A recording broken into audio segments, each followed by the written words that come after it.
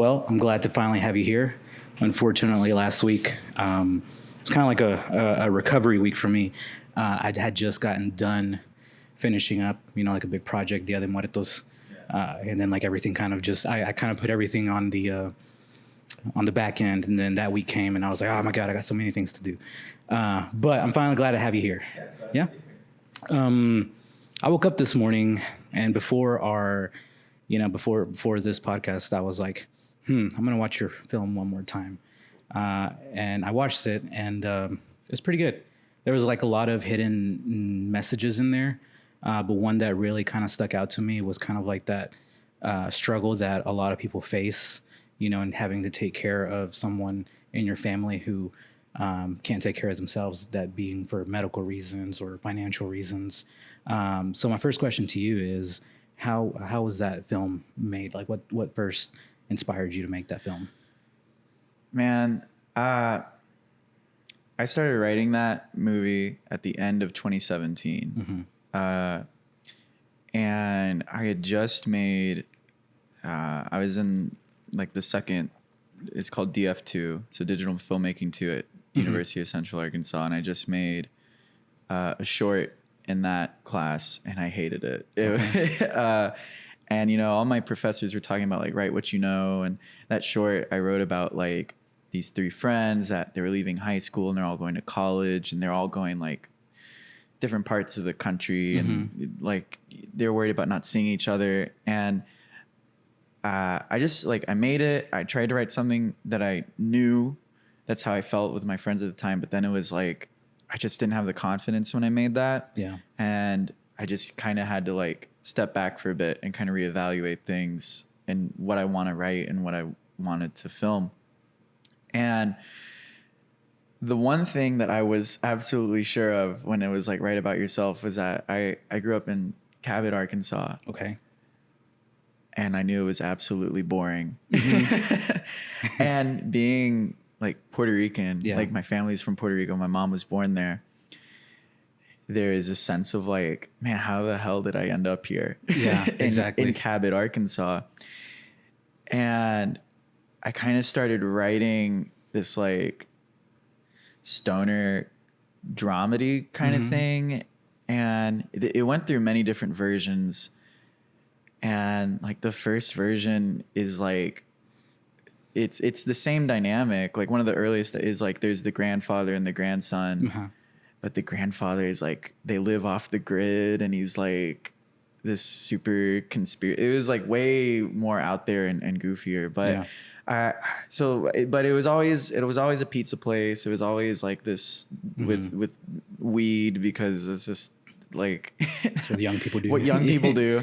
And I think it finally took a lot more shape because I was writing it. And in my mind, it was kind of funny, but it was missing a piece that was a bit more,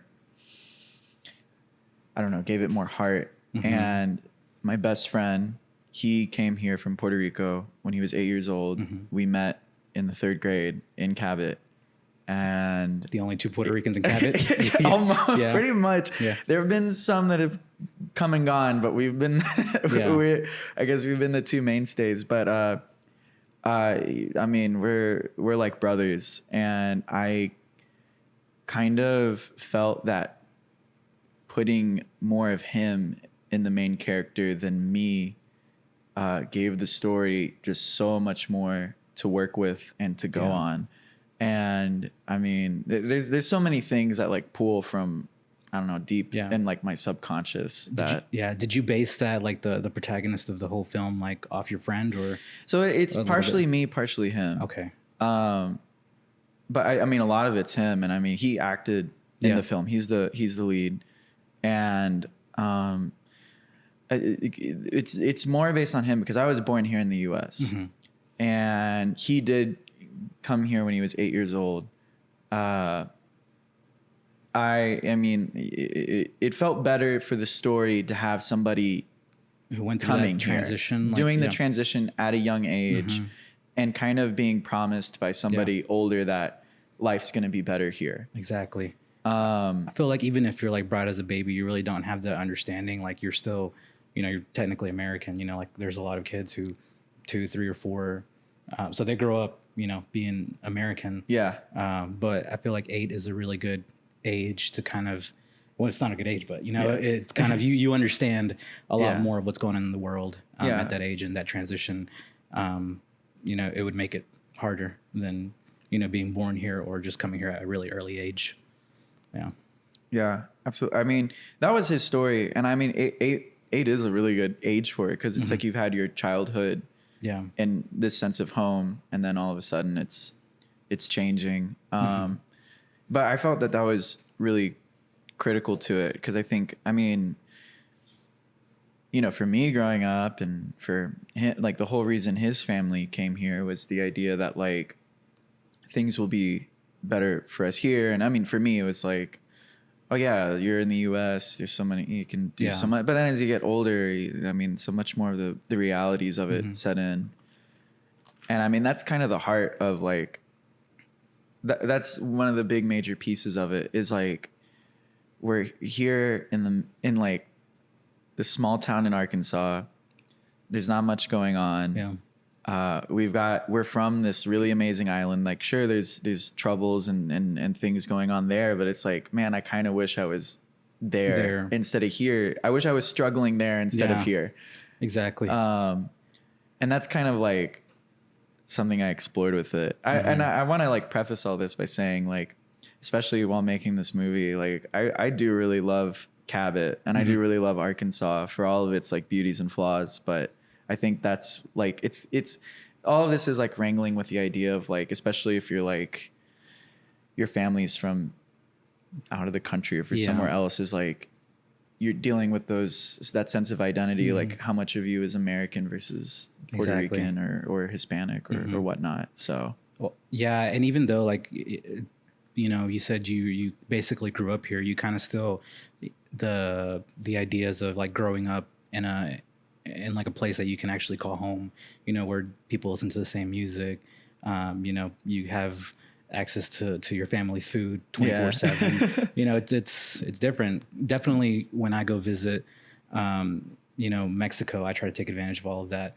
The music, the food, the culture, even just the people, because people in Latin America, I don't know, I feel like they're more lovable. The culture. It's different. For me, it was a bit different because I definitely grew up more on like being more into American stuff. And as I got older and started realizing like how important where my family is from and how important that is for my identity, that I started going back in that direction and, kind of learning more about where you came from and stuff like that. And so, and that's another really important thing I think about Baking, about the movie, is like I wanted it to be this mix of Americana and like Latin culture, because I love them both.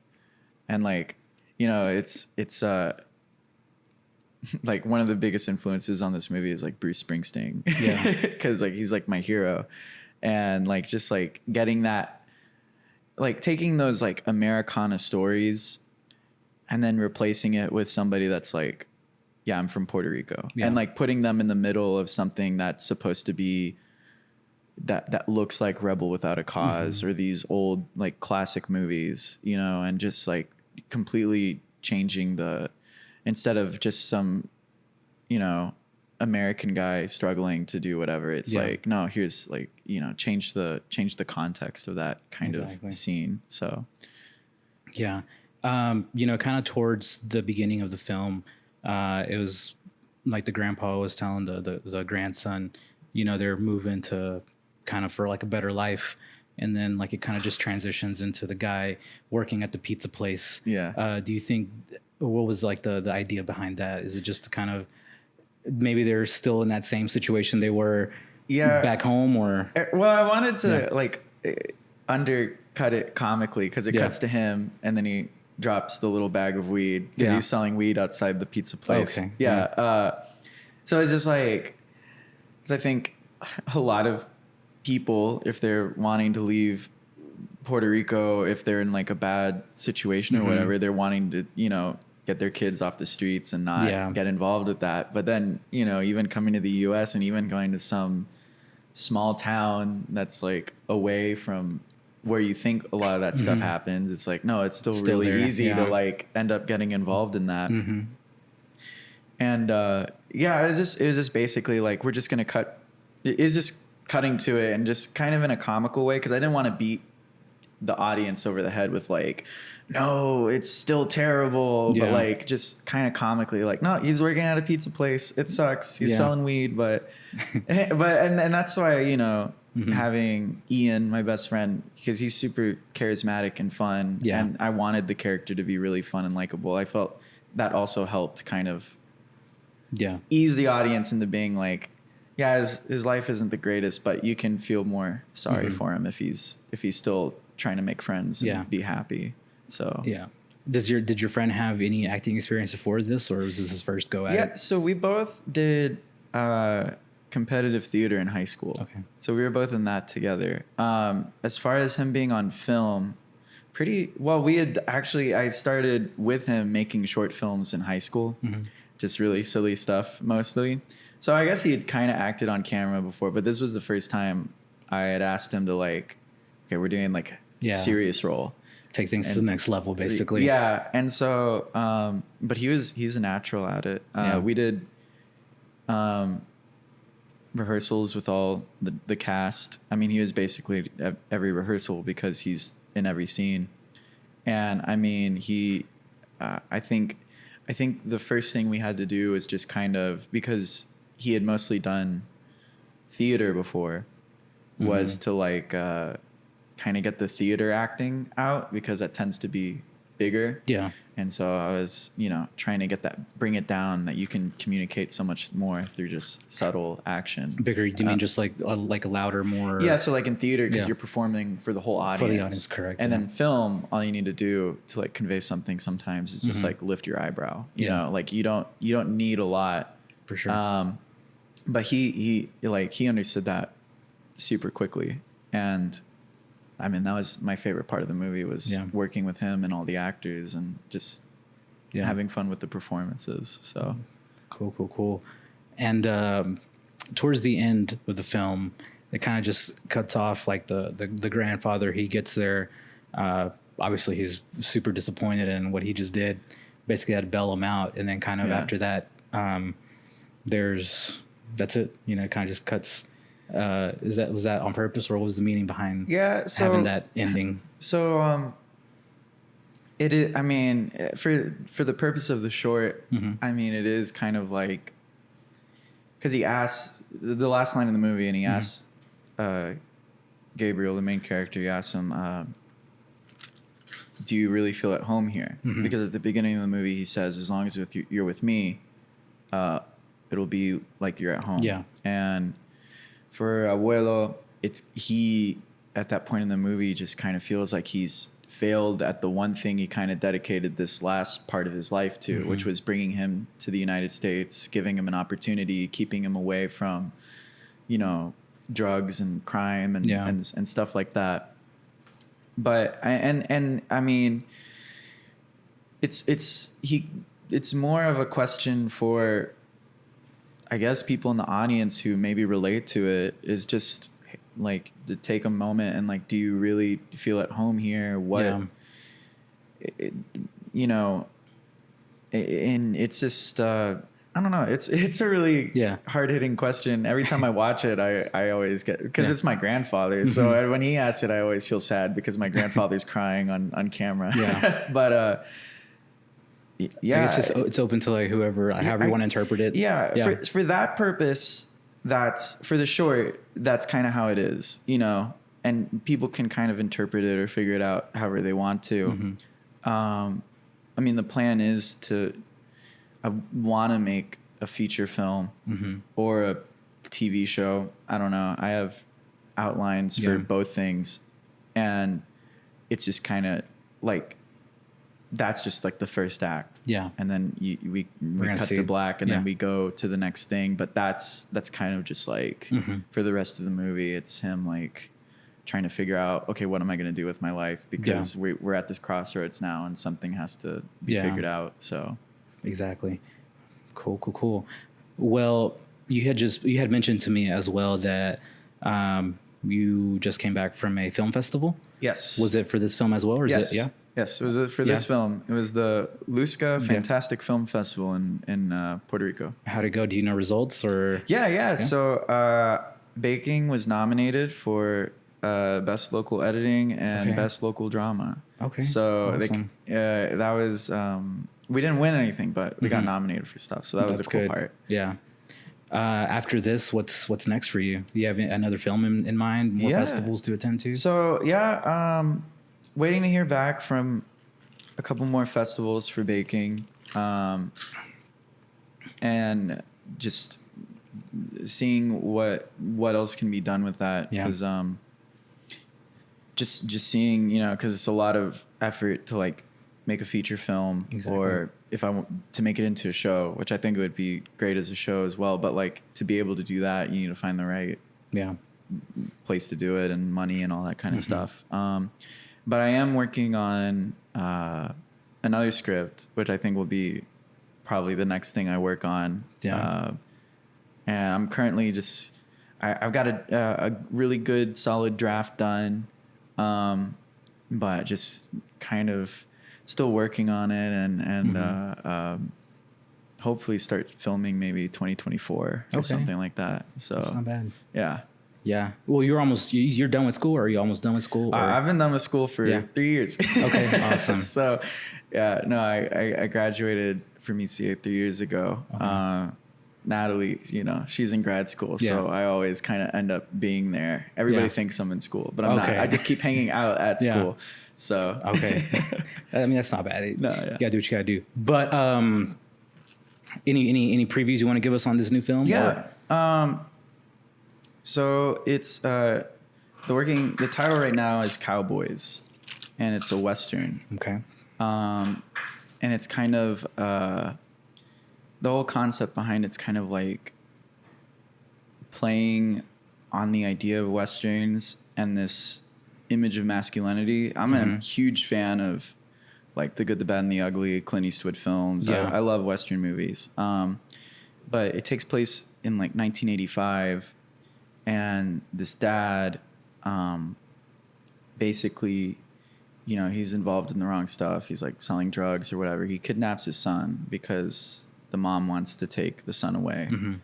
And he's like driving across the country in like this red Mustang with this kid, like selling drugs. And the kid doesn't really know what's going on. And the one thing that the dad and the son bond over is like cowboy films. And the dad is like trying to instill this idea of being a man and like acting like these action, like cowboy Western heroes. Yeah.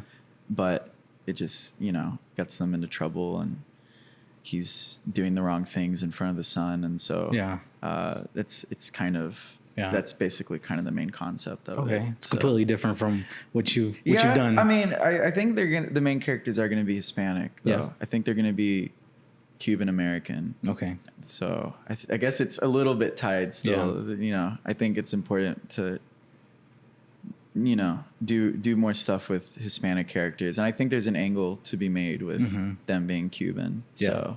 So, you being, basically a Puerto Rican Latino filmmaker, do you want to just like kind of stay within the Latino community to be able to do your films? I mean, for those films, I've got other things I want to work on, other concepts that I have that doesn't necessarily need to be. They're not necessarily Hispanic stories. Yeah. I think it's important. I think that Latino filmmakers, and I mean a lot of Latino films of the past, some of those directors are some of the best, make some of the best movies, like Alfonso Cuarón and Guillermo del Toro, and there's such a strong heritage to Hispanic filmmaking that I think it's something that if I'm working on a project and it can have that, that's not being forced in, then, you know, I think it's super important to try and do it, because there's so much talent, and there's so many people, and there's so many people out there that just need like to see somebody that's like, oh, they're Hispanic too, or they're from wherever, and that's all they need to like say, I can do this, you know? So I think it's super important. But okay, that's cool. Yeah. All right. Well, changing as a subject a little bit, a few weeks ago, you had sent me a link to your film, and then also a documentary you had made, which was based around Hurricane Maria, right? And it seems like, about a month ago they got hit with another hurricane. How long? And you were just there, so give us a little bit about your perspective on that topic, like, because I know, you know, Puerto Rico is not getting the help that it needs. You know, their power outages all the time. So it's so basically 5 years ago, Puerto Rico was hit by Hurricane Maria, and this is category 5, pretty sure, and it literally destroyed a lot of the island. And I mean, like, they didn't have power for, I think a lot of places didn't have power for like 3 months. It was, and you know, the island didn't really get kind of the support it needed, even when help got there, or things, it wasn't being distributed properly, or those kind of things. And it's just kind of these hurricanes and these weather disasters that have been happening to Puerto Rico. It was just a month and a half ago, 2 months ago, I think it was Fiona. I keep getting them confused between the one that hit Florida and the one that hit Puerto Rico, because they all have different names and I keep forgetting. But that one wasn't as bad, but still there parts of the island when I was there just 2 or 3 weeks ago, didn't have electricity, and still, you know, just debris in some places and whatnot.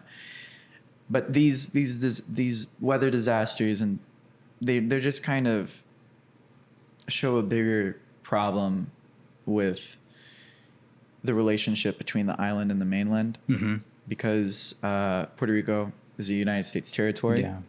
People born in Puerto Rico get U.S. citizenship, but they do not vote. They don't get to vote in presidential elections. They can vote in primaries and vote for their own, you know, government. But as far as having much of a say in the actual country's policy or decision making, they don't get much. They don't really get much. And it's a very really complicated situation with over centuries worth of. And they also like don't get like the same natural disaster like relief help, from what I've heard, you know. No, it's I don't understand.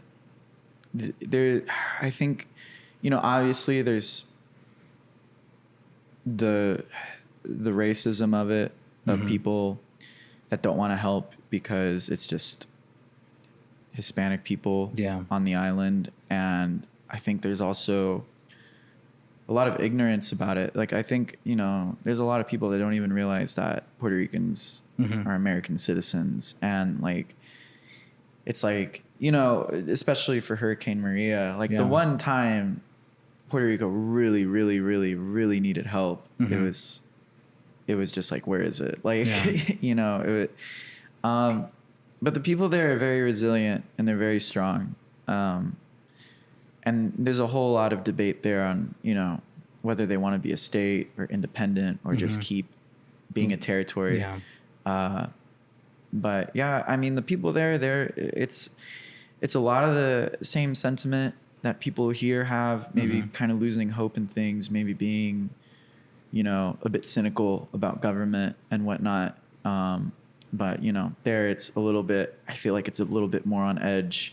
When you kind of feel like people are much more open to criticizing, and they're much more fierce about it.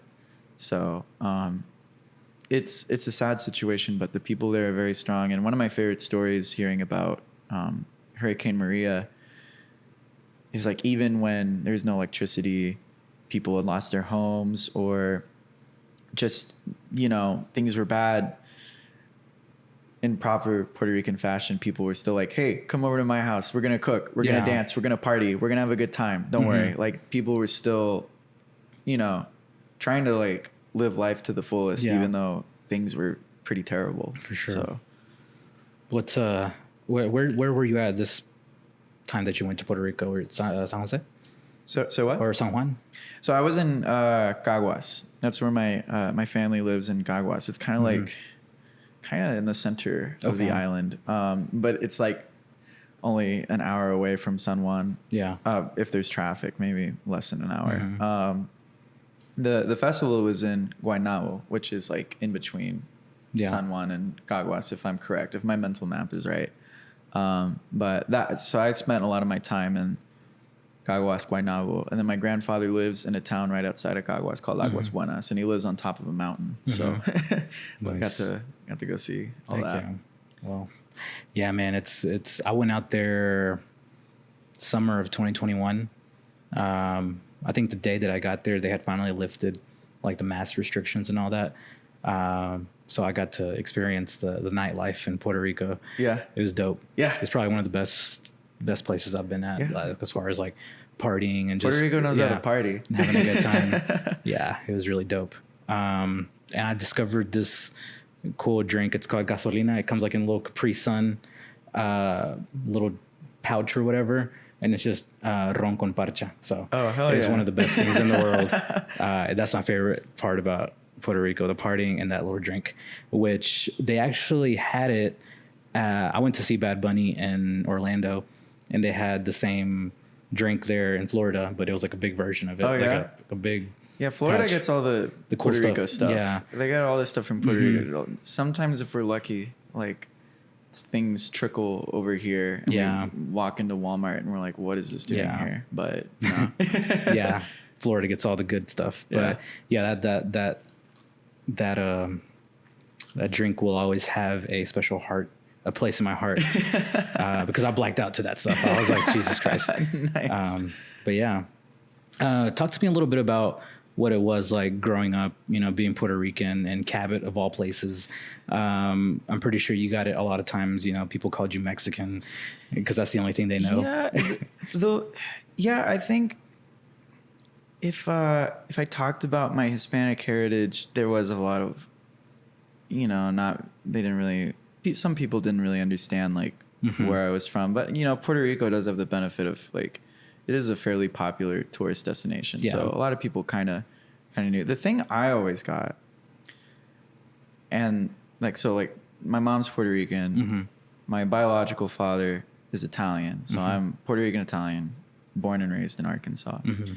And so the thing I always had growing up, and I guess still kind of now, is like when I'm in Arkansas, I talk like everybody.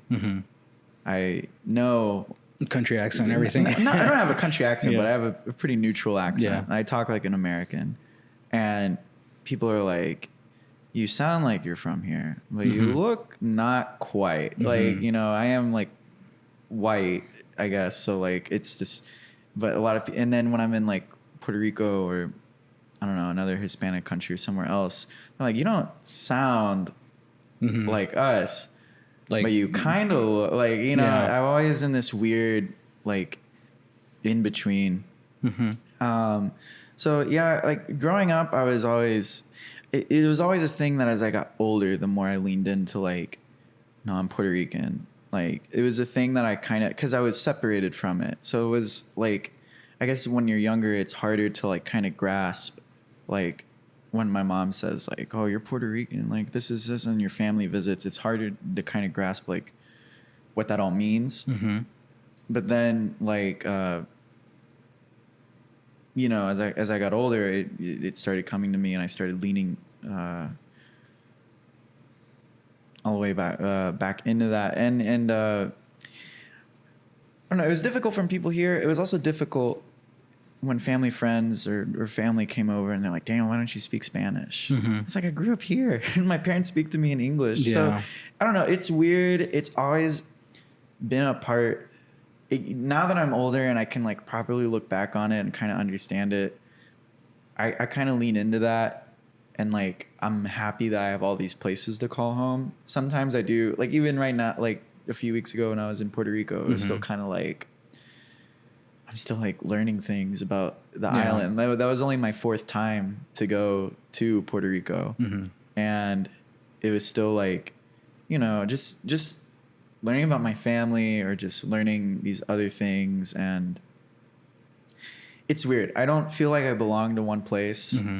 And that's what baking is. And that's one of the biggest feelings is that like, I go to all these places where my family's from. And even when I'm here, I just feel like these places are my homes, but it's almost like partially like, this is like, you know, I don't know, like Puerto Rico is my living room, Arkansas is my kitchen. Like, I don't know how to explain. It's some weird metaphor like that. Like, you know, in Arkansas, I feel like there's one part of me that this is home, but then it's like somewhere else, like it's separated off or something. I don't know. That's a weird metaphor, I think, but maybe it makes sense. I think it does. Yeah. There's I guess there's like a constant battle, like trying to be, you know, I remember watching, the movie Selena. I don't know if you've seen it.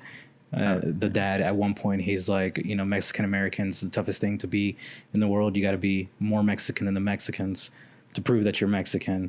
And then you got to be more American than the Americans to prove that you're American. Yeah. So I feel like sometimes it's like that because, you know, visiting another country like Mexico, for example, they're all going to call me American and like gringo and all that, gabacho. I've gotten all the terms. And then being here, you know, it's like, oh no, you're Mexican, you're, you know, Latino, whatever. So I'm like, damn, it's kind of like getting hate on both sides. So where do I fit in, you know? Yeah, it's definitely, I don't think I've had it as bad as other people, but I definitely feel just like that out of placeness. Yeah. Sometimes just, you know, I have friends that are like, you're not really Puerto Rican. You're just from here. Yeah. This is whatever. And I'm just like, no, like this is like my mom speaks perfect Spanish. Like, like you know, and so I've gotten that. So it's just, do you have the Puerto Rican flag in your car? I don't have I have a Honduran flag in my car because of Natalie. We bought one for her movie and it was just like, well, no, it's just, she fits the Latino stereotype. You got to have your flag in your car. The only flag I have is I guess it's more of my Italian pride. I have a Ferrari flag in my office. So I got my Ferrari. Heck yeah. My Forza Ferrari, everybody. So heck yeah. At what point did you decide you wanted to pursue, you know, filmmaking and this, like the whole industry? So I think ever since I was a kid, there was something in the back of my head that was like, I know this is something I kind of want to do. When I was 8 years old, my dad took me to see Revenge of the Sith, Star Wars, on a school night. It's a solid movie, probably one of my favorite. Yeah, it's one of my favorite movies. Don't get me started. But my dad took me to see that when I was 7 years old on a school night. I saw a trailer on TV because it was like before I knew how to use the internet. So it's like TV was my source of information. And I remember screaming in excitement. And I remember seeing Obi-Wan and Anakin fighting, and I just like was deeply emotional 7-year-old, like, oh my God. And then my favorite part of the story though is I like turn to my dad and he's asleep. But I think, you know, ever since I was a kid and like memories like that, I would watch movies and just kind of be like, I could do that. Yeah. I can figure out how to do that. And like, I was always interested in behind the scenes and like when like directors would talk or whatever, I was like, yeah, that's like, I vibe with that. And then when I was in high school, I really wanted to get into game design, like video games, because I really into video games as well. And that's for a moment, I was like, this is what I'm going to do. I'm going to make video games. Yeah. And then I realized that you had to be good at math. And I'm pretty not good at math. And so I was like, wait a minute, what about it of video games do I like? And then I was like, oh, it's the story, it's the characters. And that brought me right back again to film. And I don't know, it was just one of those things that I was like, yeah, this is it. Yeah. This is what I'm doing. Like, it was never much of a doubt, I guess. So It's just something I guess I always kind of loved. Yeah. So So would you say Revenge of the Sith is one of your favorite or the favorite movie? it's not my favorite movie, but when I was a kid, it was definitely my favorite movie. But it's up there. It's in my top 10. Just out of I got as a now, like, I guess, film school, put my nose in the air thing. I could criticize it all day long, but just what it means to me, it's definitely a top 10. It's definitely like something life changing for you or inspirational. Yeah, absolutely. Big. Yeah, I think it was important that I saw that movie. So, what would you say is your favorite, or top 3 at least? Top 3? Yeah. I'll start from the bottom. All right. Actually, 2 and 3 are in no particular order, I guess. I would probably say The Good, the Bad, and the Ugly. Okay. And then Annie Hall, by Woody Allen. Love those movies to death. And then my favorite movie, right now is Porco Rosso. It's a Studio Ghibli movie. I don't think I've seen that. Yeah, in my opinion, it's kind of the most underrated Ghibli movie. Again, for me, I really love the movie. Again, it's just got a really strong personal connection to me that actually connects to my Italian heritage. Yeah. But it's about this it's like pre-World War II Italy, and it's about this cursed pig played by Michael Keaton. Mm-hmm. Well, he's a human, but he's cursed to look like a pig, and he's a pilot. It's my door.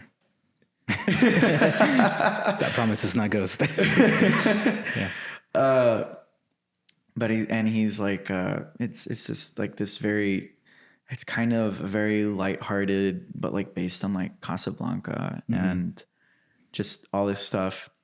I don't know. I mean, I think it's super underrated. I could totally understand somebody watching it and being like, okay, I'm moving on to the next thing. But for me, I think it's, I don't know. I love it. I love it to death, that movie. So. Italians are known for that genre, no? The Western genre? Or Yeah. No, so the Westerns started in the U.S. Quick cinema history, I guess. It started, and John Ford was like one of the most, the biggest Western director, I guess, and he worked with John Wayne and everything. Yeah. And then Akira Kurosawa is the most like famous Japanese film director of all time.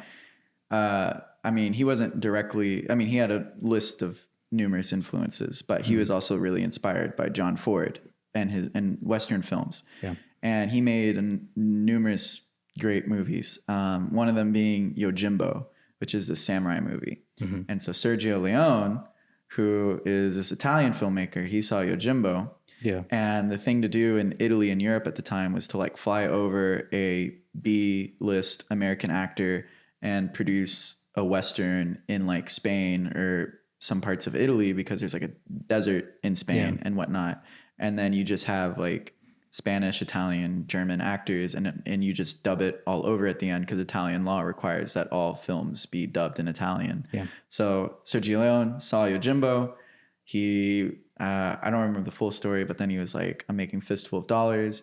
And they flew in Clint Eastwood. Sergio Leone turns out to just be a genius and makes this super awesome stylistic thing. And that's kind of how spaghetti Westerns were born. Yeah. So yeah. That's pretty cool. Yeah. I appreciate that, because I didn't know. I just hear all the time, and I'm like, I guess they just love Western movies. Yeah, it's funny. It's a funny term, like spaghetti Westerns. Yeah. But yeah, no, it's how it happened. Really cool. So heck yeah. So you took a lot of inspiration from that, or no, for your new movie that you're... Yeah. I think it's not going to be too over the top like a spaghetti Western, but definitely looking at the philosophy of like how the camera works, and just, I love how Leone uses his camera, like his framing, because the one thing I'm going to do for all of my movies is film everything in CinemaScope, like the widest possible. Yeah. And I got that because like The Good, the Bad, and the Ugly is like CinemaScope, super widescreen. Because I mean, to me, I just love that. Like, I think that is cinema. If it's not like crawling off your TV, like why bother? But no, I just, I think he uses his camera in a really economic fashion, in that he's going to use every shot to drip as much story as he can into the film. And that's definitely gonna make it in there. And I just, you know, his style, just making everything look cool. Everybody looks cool. You know, he just tilts everybody's hat ever so perfectly. Like he dresses people up in a way that's just like, people probably did not dress like that back then, but it's just, they look great. And you just get so involved in that. So I love, he's definitely one of my favorite directors. So I'm definitely taking inspiration from all that. Yeah. So who takes number one as your favorite director? I don't know. I love Kurosawa. Actually, man, I really do love, I don't do any animation, but I love Hayao Miyazaki and all the Studio Ghibli movies. Yeah. I go back to those movies a lot, actually. There's them, you know, maybe not the best director in the world, but I do love George Lucas. He's not really the best director, but I do love American Graffiti. I think he's like, I don't know why he, like, that's just this really pop of like genius in directing actors and dialogue and all this stuff. And then Star Wars, everybody's so like stilted, but no, I don't know. I always think about that, and I think I always am like a good film student, I guess, and like film nerd, whatever. And I always go back to like Kurosawa and Leone and I guess Miyazaki. But I guess if I had to put one down, I guess I'd say Kurosawa, because to me he's just super cool, and I've been reading his autobiography, and he's anybody who makes samurai movies is pretty cool by me, I guess. Heck so hell yeah. Well, I think we're almost about wrapped up. Is there anything else you want to tell the audience about you, what's coming up, anything in your life in particular? If you want, you can follow me at DiscoDan18 on Instagram. I think it's disco_Dan18. Should follow Strawberry Film 2022. That's the movie I just recently produced with Natalie. There's another episode that you talked with her. You can also follow at Baking Film on Instagram to see more about that movie. Yeah. I'm going to try to drop an EP soon. I'm a musician, so hopefully within the next month, I'm going to be dropping some music. But yeah, if you want to give me a follow, see those projects, that's where it's going to be. So awesome. Well, it was great having you on the show, sir. It's great being here. Thank you so much. Yeah, thank you. Awesome.